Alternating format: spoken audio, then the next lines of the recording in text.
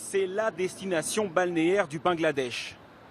Cox's Bazar, plage de sable naturel, se trouve dans une région très conservatrice. Pas de maillot de bain, tout le monde se baigne habillé. Les quelques femmes sont voilées aussi.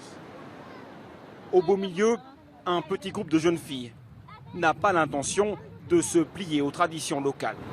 Bien sûr, elles ont les jambes couvertes, un short au-dessus du legging, un t-shirt large, mais elles sont en train de prendre un cours de surf. Rachid Alam, maître nageur, est allé chercher chaque fille l'une après l'autre. Voici Jahanara, elle a 11 ans. Elle est très impliquée et elle a beaucoup de talent aujourd'hui.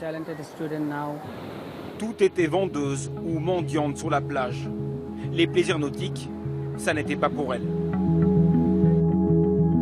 Dorénavant, quelques heures par jour, elles redeviennent des enfants. Elles se dépassent, se font plaisir, tout simplement.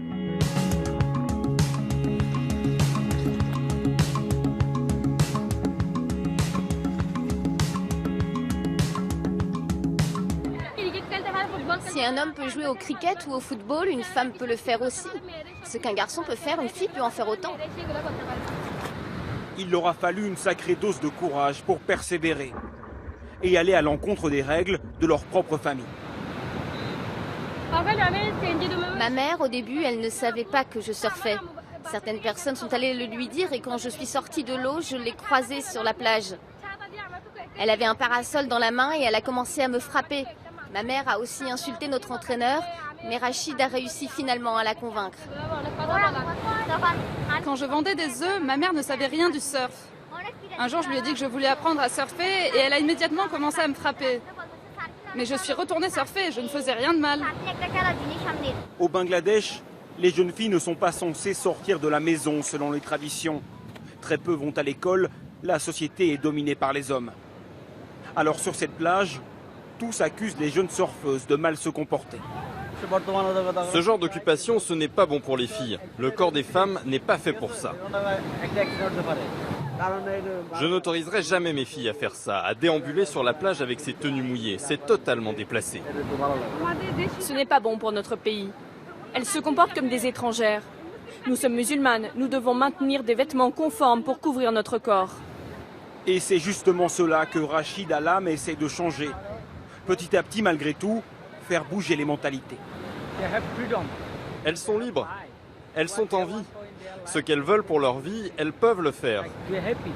Regardez leur visage, leur sourire, elles sont heureuses.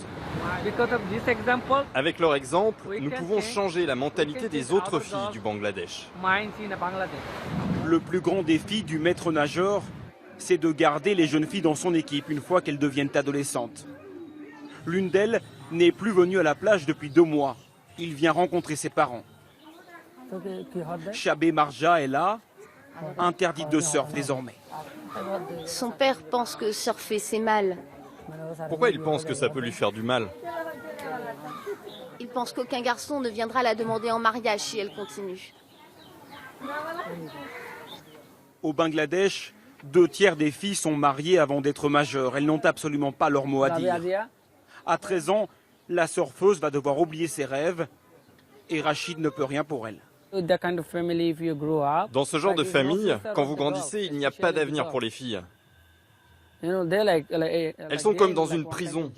Elles sont contrôlées pour tout. Elles n'ont plus le droit de respirer. C'est pas juste. Pourquoi ce n'est pas juste? Ils pensent que nous ne pouvons pas surfer, mais ailleurs dans le monde, les femmes peuvent tout faire. Pourquoi ne pouvons-nous pas le faire au Bangladesh? Pourquoi pas moi? Pourquoi tout est interdit? Elles ont 11, 12 ou 13 ans et doivent affronter non seulement leur famille, mais aussi le mépris de toute la société et des siècles de conservatisme patriarcal. Un combat immense uniquement pour pouvoir pratiquer leur sport préféré et pour pouvoir montrer au monde entier, regardez, nous aussi, nous avons le droit au bonheur.